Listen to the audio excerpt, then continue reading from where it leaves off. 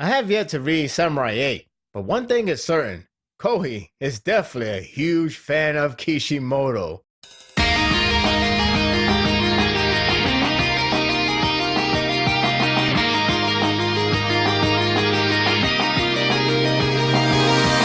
Half of the city is dusted by Shigaraki. The other half continues to pursue to end the League of Villains. Dabi is about to fight some guy who can use ice. It's convenient, but it is what it is. The chapter wasn't what I expected, and I can't say if that's good or not. But at least it began another battle that deals with trauma of a villain that we know more about outside of Shigaraki. Dabi versus Ice Climber, well, not really, isn't much of a fight. It's more of a startup with their word exchange and demonstration of their quirk. Dabi doesn't show a new quirk ability, if he has one that is, but does show how much stronger he has gotten. So much so, he practically can pull off blue flames in an explosive scale. He can tell his opponent is tough, since he too is tough. Let's go with that. As for Ice Climber, that quirk is to manipulate ice. All ice, that is. Basically, put him in North Pole and he will be a god. For the record, I don't know the person's gender, let alone a name, so I will address him as a guy. He can drag out ice cubes from convenience stores and form a dragon or something. He has been training for a long time, and Redestro helped him to make it stronger. Good for him, whoever he is. The battle is on, and the two attack clash erupted in an explosion. Surprisingly, the chapter doesn't go all the way with this battle only.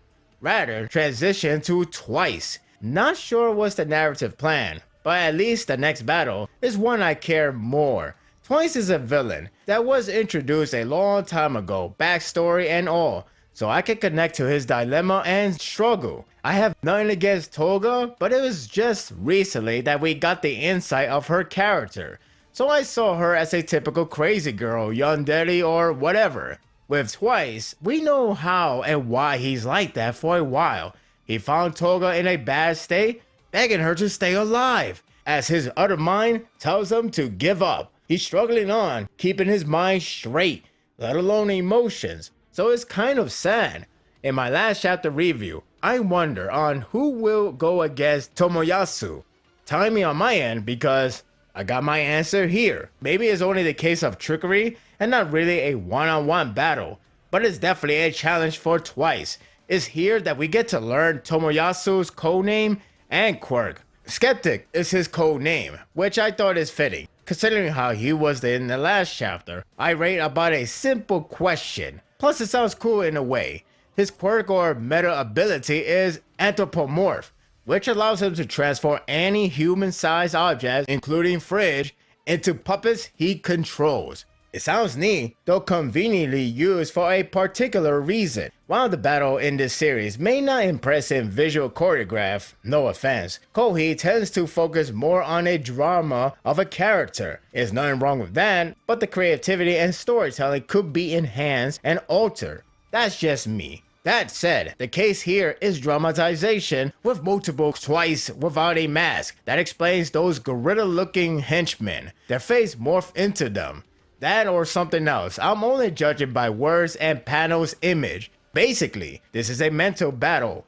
Really got to suck to beat Twice right now. Not sure why Skeptic wants him in the team, but it's not going to happen at all. I enjoyed this chapter, but it was pretty short despite the usual 15-page length. It's probably due to large panels used throughout, where there were plenty here. However, the artwork is pretty good, and the scene with Twice does emphasize the trauma well, which I feel something. Dabi vs Ice Climber could be decent, but save for later with Twice taking the focus. I do believe Twice isn't due for a power-up, knowing how the pattern works so far, but I'm more curious if this is the time to end his trauma here. Time to go double or nothing. And that will do it for the review. I hope you're enjoying this one. I wonder what power-up will it be for Twice. I mean, it could only be like, hey, he could make a clone and have like more percentage of the same power level as the original. I don't know, but we'll see what happens in the next chapter. That is, if he can defeat the trauma. What do you think of this chapter? Share your thoughts in the comment section. If you like this and want more of this, subscribe to my channel, and my world will be yours to stay. Until next time, take care.